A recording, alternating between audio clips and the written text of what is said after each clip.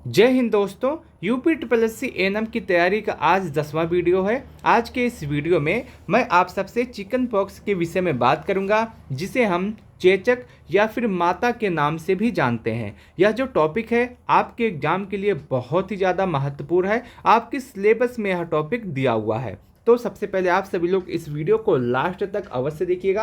आप समझने का प्रयास कीजिएगा कि चेचक क्या होता है, कैसे होता है, किस वायरस के कारण होता है, इसके रोकथाम के लिए कौन कौन से उपाय किए जाते हैं, कौन कौन सी वैक्सीन लगाई जाती है और उसके साथ साथ इसके लक्षण क्या होते हैं।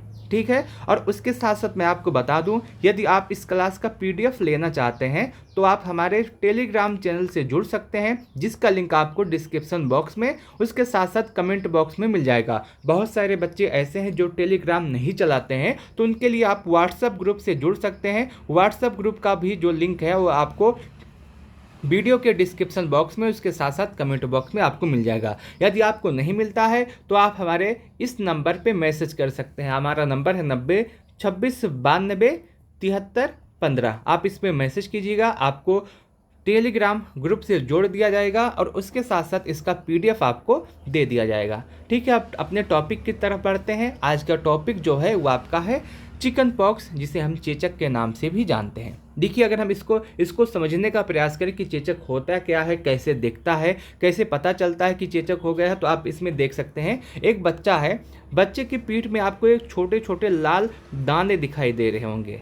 लाल, कुछ बड़े हैं कुछ छोटे हैं। जब यही आपका किसी बच्चे के शरीर में होता है, लाल दाने सबसे पहले होते हैं और उसके बाद इसमें थोड़ा लिक्विड टाइप का आ जाता है, तो आप इसमें समझिएगा कि इसमें बच्चों को चेचक हुआ है। अब ये दो तरह से होते हैं। एक आपका छोटा चेचक होता है, जिसे हम छोटी माता के नाम से जानते हैं, और दूसरा आपका बड़ा चेचक होता है, जिसमें यह दाने आपके और बड़े हो जाते हैं। जैसे आपने देखा होगा कि कोई व्यक्ति जब हल्का सा जल जाता है तो उसमें लिक्विड टाइप का जमा हो जाता है और दाना बड़ा होता है, लेकिन उसी तरह से इसमें भी आपके बड़े दाने हो जाते हैं, तो उसे बड़ी माता के नाम से जानते हैं। तो चेचक आपका बेसिकली यही होता है। अब इसके विषय में हम समझने का प्रयास करते हैं कि ये होता कैसे है, कैसे फैलता है और इसमें क्या क्या साइड इफेक्ट बच्चों के देखने के लिए मिलते हैं, जो कि बीमारी आपकी साबित हो सकती है। देखिए, जो चेचक होता है, जिसे हम चिकन पॉक्स के नाम से जानते हैं, यह बीमारी दो तरह से होती है। कौन कौन सी तरह से होती है? एक आपका छोटी माता, जिसे हम छोटी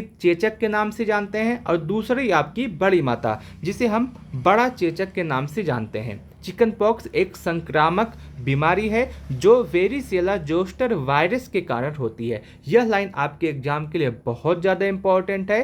क्या? Varicella zoster virus. जब इसका वैक्सीन हम बताएंगे तो उसमें भी यह नाम आएगा, तो आप इसको अभी से याद कर लीजिए के कारण होता है। और यह बीमारी में सबसे पहले आपके शरीर पे छाले पड़ते हैं, फफोले पड़ते हैं, खुजली होती है, दाने होते हैं, बुखार होता है, और यह सबसे पहले चेहरे से शुरू होकर के पूरे शरीर पे आपके फैल जाता है। पीठ पर भी होता है, पेट पर भी होता है, और सबसे पहले आपका चेहरे पर ही दिखाई देता है। उसके बाद धीरे धीरे करके हमारे पूरे शरीर पे फैल जाता है। जो आपका चिकन पॉक्स होता है, चिकन पॉक्स में रोगी ही संक्रामक का मुख्य साधन होता है। मैंने आपको बता दिया कि चिकन पॉक्स होता कैसे है, कैसे दिखाई देता है, दाने कैसे दिखाई देते हैं। अब हमने जो आप इसमें पहली लाइन पढ़ी है, इसमें हम देख लेते हैं कि आपके एग्जाम के लिए कौन कौन सा इम्पोर्टेंट क्वेश्चन बन सकता है, कौन कौन सा आपके एग्जाम में आ सकता है। सबसे पहले यह आ सकता है कि जो आपका चेचक होता है वो किस वायरस के कारण होता है, तो आपको सबसे पहले यही दिखेगा। कौन से वायरस के कारण होता है? वेरिसेला जोस्टर वायरस, जिसे हम VZV के नाम से भी जानते हैं। दूसरा, इस चेचक में क्या होता है, तो पूरे शरीर में दाने पड़ जाते हैं। जब दाने बहुत बड़े होते हैं, बहुत बड़े का मतलब इस जो औसत दाना आपको यहाँ पे दिख रहा है, इससे बड़े होते हैं, हल्के से इससे बड़े होते हैं, उसको बड़ा चेचक, बड़ी माता कहते हैं। और जब इस तरह के दाने आपको आपके पूरे शरीर में दिखाई देते हैं, तो इसे हम छोटी चेचक या छोटी माता के नाम से जानते हैं। ये चीज़ें हो गई। और इसके साथ साथ एक इम्पॉर्टेंट चीज़ और है यहाँ पे, क्या है कि जो चेचक होता है ये सबसे पहले चेहरे पे दिखाई देता है, पीठ पर दिखाई देता है, पेट पर दिखाई देता है, और उसके बाद धीरे धीरे करके पूरे शरीर में फैल जाता है। और आपको यहाँ से एक बात और मिली कि यह एक संक्रामक बीमारी है। क्या बीमारी है? संक्रामक बीमारी है। ठीक है, तो इम्पॉर्टेंट जो था मैंने आपको यहाँ पे बताने का प्रयास किया। अब आगे बढ़ते हैं। आगे क्या है? अब आगे सवाल ये आता है कि जब चेचक हो गया है, किसी व्यक्ति को होने वाला रहेगा, तो उसमें क्या क्या लक्षण दिखाई देंगे, जो प्रमुख लक्षण है, कैसे हमको पता चलेगा कि किसी को चेचक हुआ है। तो सबसे पहला लक्षण तो यही है कि शरीर पे बहुत सारे दाने इसमें पड़ जाते हैं, और बहुत सारे दाने जो है बहुत बड़े होते हैं, कुछ बहुत छोटे भी होते हैं। चिकन पॉक्स में सबसे प्रमुख लक्षण शरीर में खुजली वाले दाने होते हैं। दाने पहले लाल धब्बे से शुरू होते हैं, फिर बाद में इसमें तरल पदार्थ आ जाते हैं और फफोले बन जाते हैं। और इसके और लक्षण के विषय में बात करें तो इसमें आपको बुखार प्रतीत होता है। जिस व्यक्ति को चेचक हुआ है उसको बुखार होगा, उसके बाद सिर में काफ़ी ज़्यादा दर्द रहेगा, भूख की कमी भी महसूस होगी, उसको अत्यधिक थकान लगेगा, और उसके बाद जी मचलाएगा, पेट में और छाती में दर्द होगा, मांसपेशियों में दर्द होगा, दस्त होगा, उल्टी होगा। ये इसके प्रमुख लक्षण है। और इसका जो सबसे प्रमुख लक्षण है, जो शरीर में आपके दाने पड़ते हैं, वो इसमें सबसे ज़्यादा प्रमुख लक्षण है। और उसके बाद ये लक्षण भी आपको दिखाई दे सकते हैं। आपने देखा होगा कि जब गांव में जो गांव के बच्चे हैं, जो गांव के बच्चे इस वीडियो को देख रहे हैं, जब चेचक होता है किसी व्यक्ति को या किसी बच्चे को, ज़्यादातर यह जो चेचक होता है बच्चों में ही दिखाई देता है, बड़ों में ये नहीं होता है। जब बच्चों में कोई भी चेचक के लक्षण दिखाई देते हैं तो उस घर में उस बच्चे से कोई भी नहीं मिलता, ना ही उस घर पे कोई जाता है। क्यों होता है? क्योंकि ये आपका फैलने वाली बीमारी है। जब एक व्यक्ति को हुआ है तो संभवतः ये भी देखा जाता है कि उसी घर में दूसरे व्यक्ति को भी हो जाता है, या बगल वाले घर में, या बगल वाले घर में भी असंक्रामक बीमारी जो होती है वो फैल जाती है, क्योंकि ये फैलने वाली बीमारी होती है। इसीलिए जब किसी के घर पे चेचक होता है तो उसको उससे ज़्यादा जो तालमेल है वो नहीं बैठाया जाता, उसके घर पे ज़्यादा लोग नहीं जाते हैं, यही इसका कारण होता है। ठीक है, आप यहाँ तक बातें समझ गए। और हम बात करते हैं अब संचरण मार्ग के विषय में बात करते हैं। तो यह जो है बिंदुक संक्रमक द्वारा फैलता है। अब यहाँ पे एक शब्द है कि बिंदुक संक्रमक क्या होता है, संक्रमण क्या होता है। देखिए, बिंदुक संक्रमण जो होता है, जब श्वसन तंत्र से जुड़े रोगों से पीड़ित व्यक्ति खांसता है, छींकता है या जोर से बोलता है तो हवा में छोटे छोटे बिंदुओं के रूप में फैलने वाला जो संक्रमक होता है वो बिंदुक संक्रमण कहलाता है। जब देखिए, आपने देखा होगा अभी हाल ही में कोरोना वायरस आया था। ठीक, अब कोरोना वायरस जब आया था, मान लीजिए ये दो व्यक्ति है, एक आपका ए है, एक आपका बी है। जो बी है ये आपका बिल्कुल सेफ है, इसको कोई भी समस्या नहीं हुई है। और जो आपका ए है, ए को मान लीजिए आपका क्या हो गया है, चेचक। अब जब ए को चेचक हो गया है तो जब ये बोलेगा, जब ये खांसेगा तो आपकी इसकी जो खांसने की छोटी छोटी बूंदें रहेंगी ये हवा में फैल जाएंगी। हवा में जब फैल जाएंगी तो दूसरा व्यक्ति जो संक्रमक नहीं है, जो पूरी तरह से सुरक्षित है, वो इसके संपर्क में आएगा तो वो भी इससे ग्रसित हो जाएगा। इसीलिए इसको क्या कहते हैं, बिंदुक संक्रमण कहते हैं। और आपसे कभी पूछा जाए बिंदुक संक्रमण क्या होता है तो आप सीधा सा बताइएगा कि जब श्वसन तंत्र से जुड़े रोगों से पीड़ित व्यक्ति खांसता है, छींकता है या जोर से बोलता है तो हवा में छोटे छोटे बूंदुओं के रूप में फैलने वाला जो संक्रमक होता है उसे बिंदुक संक्रमक कहते हैं। ठीक है, अब आगे हम देखते हैं। आगे एक सवाल आता है, आपने देखा होगा कि जो चिकन पॉक्स होता है वो कितने दिन तक रहता है। किसी व्यक्ति को अगर चिकन पॉक्स हो गया तो कितने दिन तक रहेगा, कितने दिन में उसके लक्षण दिखाई देंगे, इसके विषय में यदि हम देखें तो देखिए, जो चिकन पॉक्स की बीमारी होती है आमतौर पर 4 से 6 दिनों तक रहती है। हालांकि लक्षणों का दिखना वायरस के संपर्क में आने से 10 से 21 दिन तक भी हो सकता है। मान लीजिए आप किसी वायरस के संपर्क में आए तो आपको हो गया चेचक, तो 10 से 21 दिन ऐसा होगा जिसमें आपको ये लक्षण रहेंगे, खासकर 21 दिन तक, अधिकतम 21 दिन तक, और कम से कम आपका 4 से 7 दिन तक हो सकता है। ठीक है, अब चेचक के घरेलू उपाय के विषय में हम देख लें, और उसके बाद देखते हैं कि इसका जो वैक्सीन होता है, चेचक के लिए कौन कौन सी वैक्सीन आपकी दी जाती है।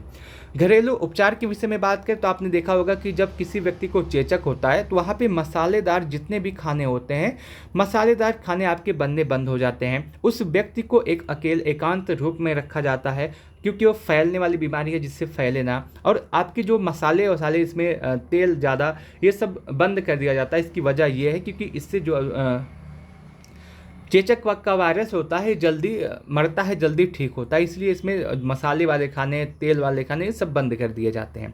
अगर हम बात करें घरेलू उपचार के विषय में, देखिए, जो छोटी माता के घरेलू उपचार करने से आप इसके लक्षणों में आप इसके लक्षणों को कम कर सकते हैं, ये पूरी तरह से ख़त्म नहीं होगा। ठीक है, नीम के पानी से स्नान करने की कोशिश करें। जब आपने देखा होगा किसी गांव में या शहर में किसी को हो जाता है चेचक, तो उसको प्रयास किया जाता है जो नीम का पत्ता होता है उसका गर्म करके उसका जो रस निकलता है उससे नहलाया जाता है, जिससे चेचक की जो समस्या होती है उसमें काफ़ी ज़्यादा गिरावट आती है। हर्बल टी का सेवन किया जाना चाहिए। कैलामाइन लोशन का उपयोग कर सकते हैं आप सभी लोग। स्वयं को खरोचने से बचें। डॉक्टर द्वारा बताए गए दर्द निवारक दवाइयों का सेवन करें और त्वचा पे ज़रूरी तेल लगाएं। और आप इसमें एक और ऐड कर सकते हैं, जो मसाले और तेल होता है इसका सेवन बहुत ही ज़्यादा कम कर दिया जाता है। अब बात आता है चेचक के इलाज के विषय में कि वो कौन सी वैक्सीन है जिसमें चेचक का इलाज होता है, चेचक की वायरस किस में होता है। अगर वैक्सीन के विषय में बात करें, मैंने आपको बताया था कि चेचक किस वायरस के कारण होता है, जो इसका नाम है वही इसके वैक्सीन का भी नाम है। चेचक के खतरे से बचने के लिए वेरिसेला वैक्सीन लगाना सबसे अच्छा तरीका होता है। 13 साल से कम उम्र के बच्चों को चिकन पॉक्स का टीका लगवाना चाहिए। पहली खुराक आपकी 12 से 15 महीने की उम्र में और दूसरी खुराक आपकी 4 से 6 साल के उम्र में लगवानी चाहिए। सबसे पहले आप यहाँ पे देख लेते हैं, वेरिसेला वैक्सीन जो होता है उसकी पहली खुराक आप लगवानी चाहिए 12 से 15 साल में और दूसरी खुराक आपकी 4 से 6 साल की उम्र में लगवाना चाहिए। 13 साल से ज़्यादा उम्र के लोगों को कम से कम 28 दिनों का अंतराल होना चाहिए। जब आपका जो बच्चा है वो 13 साल से अधिक हो जाता है, उसके बाद आप यह वैक्सीन लगवाना चाहते हैं तो अब आप वैक्सीन लगवा सकते हैं। लेकिन जो आपका पहला खुराक होता है और जो आपका दूसरा खुराक होता है, इसमें जो अंतर होना चाहिए वो कम से कम 28 दिन का अंतर होना चाहिए। ठीक, अगर गर्भवती हैं तो गर्भधारण से 28 दिन पहले तक पहला टीका लगवा लें। अगर आपको कोई ऐसी बीमारी है जिससे आपकी रोग प्रतिरोधक क्षमता कमज़ोर हो तो टीका लगवाने से पहले डॉक्टर से सलाह ले लें। तो इसके जो प्रमुख लक्षण है मैंने आपको बता दिया। इसके लिए कौन सी वैक्सीन इस्तेमाल की जाती है, वेरिसेला वैक्सीन इस्तेमाल की जाती है। और उसके साथ साथ आप देखें जो पहला टीका होता है वो आपका कब लगता है, 12 से 15 महीने में। दूसरा टीका आपका 4 से 6 साल में लगता है। अब इसका मैंने यहाँ पे पूरा चेचक समाप्त कर दिया। इसका अगर आप PDF लेना चाहते हैं तो आप हमारे टेलीग्राम चैनल से जुड़ सकते हैं, जिसका लिंक आपको डिस्क्रिप्शन बॉक्स में उसके साथ साथ कमेंट बॉक्स में मिल जाएगा। आप यहाँ पे देख सकते हैं टेलीग्राम चैनल है जहाँ पे मैं आपको सभी PDF इसी तरह से आपको दे देता हूँ। अगर आपको PDF लेना है तो आप जुड़ सकते हैं। अगर आपके पास टेलीग्राम नहीं है, आप टेलीग्राम चैनल नहीं चलाते हैं, तो उस दशा में आप हमारे व्हाट्सएप ग्रुप से जुड़ सकते हैं, जिसका लिंक आपको डिस्क्रिप्शन में या कमेंट बॉक्स में मिल जाएगा। अगर आप नहीं जुड़ पाते हैं तो आप हमारे इस नंबर पर मैसेज कर सकते हैं, आपको टेलीग्राम चैनल से जोड़ दिया जाएगा और उसके साथ साथ आपके पास PDF भी सेंड कर दिया जाएगा। अब आपसे कुछ सवाल पूछते हैं। सबसे पहला सवाल आपका ये रहने वाला है कि जो आपका चेचक है वो किस वायरस के कारण होता है। क्या होता है, किस वायरस के कारण होता है? इसका जवाब आप कमेंट सेक्शन के माध्यम से अवश्य दीजिएगा। दूसरा सवाल ये है कि जो चेचक है वो और किस नाम से जाना जाता है। पहला, किस वायरस के कारण होता है चेचक और किस किस नाम से जाना जाता है। और उसके बाद चेचक के लिए कौन सी वैक्सीन दी जाती है, चेचक के लिए कौन सी वैक्सीन दी जाती है, उसका नाम क्या है वो भी आपको बताना है। और उसके बाद आपकी इसमें 2 खुराक होती है वैक्सीन में, तो जो आपकी 2 खुराक होती है वो पहली खुराक कब दी जाती है, कितने वर्ष के बच्चों को, और दूसरी खुराक जब होती है वो कब दी जाती है, कितने वर्ष के बच्चों को। ये आपके सवाल हैं। इसका जवाब आप कमेंट सेक्शन के माध्यम से अवश्य दीजिएगा। पहला, चेचक किस वायरस के कारण होता है। दूसरा, और उसके बाद इसके लिए कौन सी वैक्सीन लगाई जाती है, और जो वैक्सीन होती है पहली वैक्सीन कब लगाई जाती है, दूसरी वैक्सीन कब लगाई जाती है। ये सारे सवाल हैं जिसका जवाब आप कमेंट सेक्शन के माध्यम से दे सकते हैं। आप हमारे टेलीग्राम चैनल से भी जुड़ सकते हैं, जिसका लिंक आपको टेलीग्राम चैनल जो है वो इसी वीडियो के कमेंट बॉक्स में उसके साथ साथ डिस्क्रिप्शन बॉक्स में मिल जाएगा। अगर आपकी कोई डाउट है, कोई सवाल है तो भी आप कमेंट सेक्शन के माध्यम से पूछ सकते हैं। और यदि आपको यह क्लास अच्छा लग रहा हो तो भी आप कमेंट सेक्शन के माध्यम से बता सकते हैं कि आपको यह क्लास कैसा लग रहा है, आपको सही जानकारी मिल रही है या फिर नहीं। इस वीडियो को लास्ट तक देखने के लिए आप सबका बहुत बहुत धन्यवाद।